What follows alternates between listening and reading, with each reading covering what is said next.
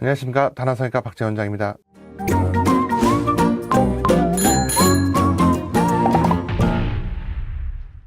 자, 오늘은 여성 탈모의 치료에 대해서 얘기를 할까 합니다. 여성형 탈모는 여자에서 당연히 가장 흔한 탈모 타입이 되겠고요. 비반응성 탈모이고 안드로겐 유전성 탈모증이 되겠습니다. 근데 안드로겐 유전성 탈모증이 남성형 탈모, 여성형 탈모를 둘 다 일으키는데 남성형에서는 패턴이 다르죠. M자로 진행하고 정수리에서 나타나는데 여성형 탈모는 헤어라인에서 앞에서 3-4cm는 침범하지 않고 전체적으로 모발의 두께와 밀도가 감소하는 패턴으로 나타나게 됩니다. 이 여성형 탈모를 가진 사람은 주로 두 개의 증상을 보입니다. 볼륨 감소와 함께 모발이 얇아지는 것, 그 다음에 두피 비침이 증가하는 것, 이거를 보이게 됩니다. 자, 그러면 두피 비침이라는 거는 뭘까요? 두피 비침은 머리카락과 밝은 색의 두피, 어두운 모발과 밝은 두피 사이에 색의 컨트라스트 때문에 발생합니다. 그러니까 컨트라스트가 없으면 두피 비침이 별로 없습니다. 즉 흑인인 경우에 두피가 비쳐 보인다고 잘 얘기하지 않아요. 반대로 백인도 두피와 이 머리카락 색의 컨트라스트가 별로 없어서 두피가 많이 비쳐 보이지 않습니다. 그런데 아시아인, 그중에서 특히 한국 사람이 두피 비침이 주요한 여성 탈모 환자의 증상이 되겠습니다.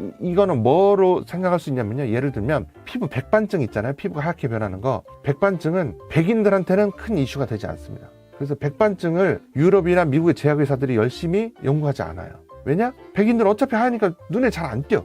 근데 흑인이나 아시아인들은 백반증이 생기면 피부톤이 어두운 사람이 하얗게 되니까 너무 스트레스 받는 거죠. 그래서 왜 두피 비침이 중요하냐? 두피 비침 이퀄 탈모의 정도로 사람들이 인식하기 때문입니다. 그래서 두피 비침의 원인은 모발의 밀도 감소 또는 두께 감소가 이제 원인이 되겠죠. 그래서 실제로 여성 탈모에서 탈모 치료나 모발 이식의 타겟은 두피 비침과의 싸움이고 두피 비침을 줄이는 것이 이 치료의 주요 목표가 되겠습니다. 자, 그런데 오늘 얘기하고 싶은 것은 두피 문신이 모발 이식 수술이냐, 이거를 뭘로 결정하느냐인 거죠. 이 두피 문신은 두피 비침을 개선시키는 것이고 탈모의 정도를 덜해 보이게 만들어주는 위장 효과가 있게 됩니다. 또 모발 이식을 살펴보면 모발 이식은 볼륨 증가 효과가 있겠죠. 머리카락 자체를 씹어주니까. 그런데 두피 비침을 개선시키는 효과는 두피 문신에 비해서는 떨어지는 거죠. 자, 그러면 단계별로 봅시다. 모발을 확대해서 검사를 했을 때 밀도의 감소가 주요 상태라면, 원인이라면 모발 이식을 메인으로 선택할 거고, 밀도는 감소가 안 되어 있는데 두께만 떨어져 있는 경우는 두피 문신을 하겠죠. 밀도 감소가 되어야만 빈자리 모발을 심을 수 있기 때문에요. 탈모는 두께 감소가 일어나다가 밀도 감소가 일어납니다. 그러니까 초기에 밀도는 안 떨어져 있지만 두께가 얇아져서 두피 비침이 있는 경우는 두께 증가시키는 치료 플러스 두피 문신이 좋은 특효약이 되겠고, 밀도까지 떨어져 있으면 모발 이식을 하는 거고, 모발 이식 플러스 두피 문신 또는 모발 이식 플러스 두피 문신 플러스 탈모 치료, 이렇게 하게 되겠습니다. 그래서 밀도 감소는 모발 이식, 두께 감소는 두피 문신, 이렇게 생각할 수 있을 거고요. 자, 모발 이식으로 정해졌다면 삭발이 가능하냐 하지 않느냐, 그 다음에 두피 탄력이 어떠냐, 그리고 이런 것들에 따라서 절개냐 비절개냐, 부분 삭발 비절개냐 무삭발 비절개냐, 이런 걸로 선택을 할 수 있게 되겠습니다.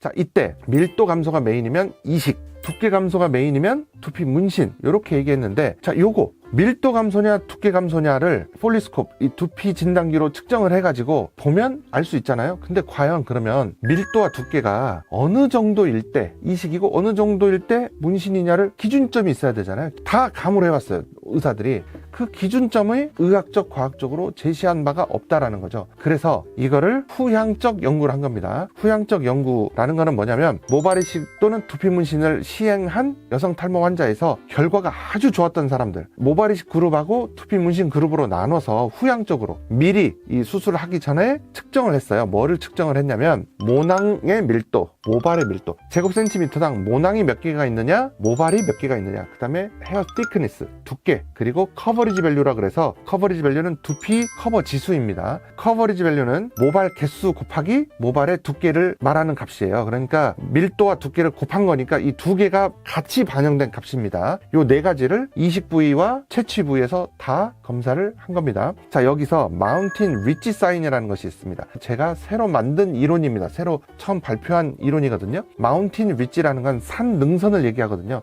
요 지금 여기 보이는 사진들은 나무가 울창하게 우겨져 있는 산 능선입니다. 산 능선에 딱 명확한 선이 보이지 않습니다. 자, 그런데 여기 사진 보시면 그 산 능선이 그대로 그냥 민둥산처럼 노출되어 있는 것을 보실 수 있을 거고, 나무가 많은 데는 산 능선이 안 보이는 것을 볼 수 있습니다. 자, 그래서 요게 이제 가장 핵심 중에 하나인데요. 여성 탈모가 있는 분들은 증상을 두 가지 관점에서 호소합니다. 하나는 위에서 내려다본 것, 하나는 정면에서 본 것. 위에서 내려다본 것을 보면 STA, See-Through Appearance, 그러니까 두피 비침만 존재합니다. 볼륨이 어떤지 이런 거는 보이지 않아요. 그런데 정면에서 보면 이 볼륨이 줄어들게 되겠죠. 그래서 얘가 푹 가라앉아서 볼륨감이 감소하는 것, 그 다음에 두피 비침이 여기도 있죠. 그 다음에 마운틴 리치 익스포저라 그래서 두개골의 산 능선처럼 두개골에 이 윤곽선이 노출되어 있는 것을 볼 수 있습니다. 요 세 가지 증상이 정면에서는 보이게 됩니다. 자, 요렇게 이 두개골을 마운틴 리치라고 가정해 봅니다. 산의 능선을. 그러면 나무는 모발하고 같습니다. 자, 나무가 이렇게 탈모가 없는 경우는 빽빽하게 마운틴 리치를 다 가리고 있습니다. 두개골의 음영을. 자, 그런데 초기 탈모예요. 초기 탈모 때에도 정면에서 봤을 때 마운틴 리치가 보이지 않습니다.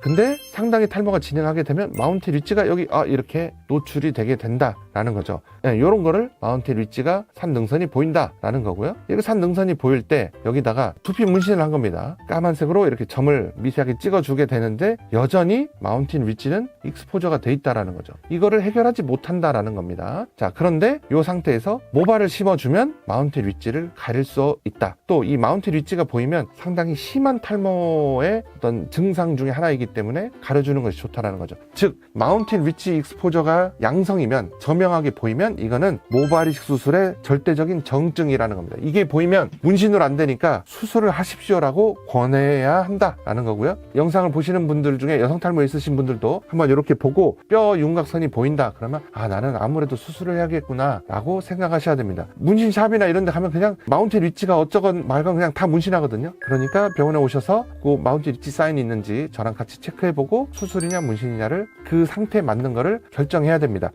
자, 그 다음에 이제 제가 후두부 공여부에서 모낭 밀도, 모발 밀도, 모발 두께, 그 다음에 커버리지 밸류, 두피 커버 지수 요 4개를 각각 비교했다고 했어요. 다 비교를 해봤더니 모발 이식이냐 두피 문신이냐에서 오직 이 모발의 밀도만이 이 두 그룹에 영향을 주는 요소였다. 그러면 이 두 그룹 간에 한번 평균치와 크로스오버 포인트가 어딘지를 통계적인 기법으로 확인해 본 겁니다. 그랬더니 재밌는 결과가 모발 이식을 한 사람의 모발 밀도는 96이고 두피 문신을 한 사람은 116이었어요. 그러니까 두께와 상관없이 밀도가 떨어졌을 때 수술을 해야만 결과가 좋다. 그리고 이 두 그룹 간의 크로스오버 포인트는 104.6이었습니다. 그러니까 뭐라고 얘기할 수 있냐? 모발 이식과 두피 문신 간의 크리티컬한 분기점은 104.6개의 머리카락 개수입니다. 즉 104.6개가 넘어서면 두피 문신을 강력하게 권하는 거고 104.6개 이하면 모발 이식에 적응증이 된다라는 거죠. 그래서 제가 이제 통계 기법은 잘 모르지만 AUCN ROC 커브 검사법이라는 게 있는데 이거는 민감도와 특이도를 검사하는 겁니다. 그래서 컷오프 밸류를 이제 찾는 건데요. 컷오프 밸류가 96이 나왔어요.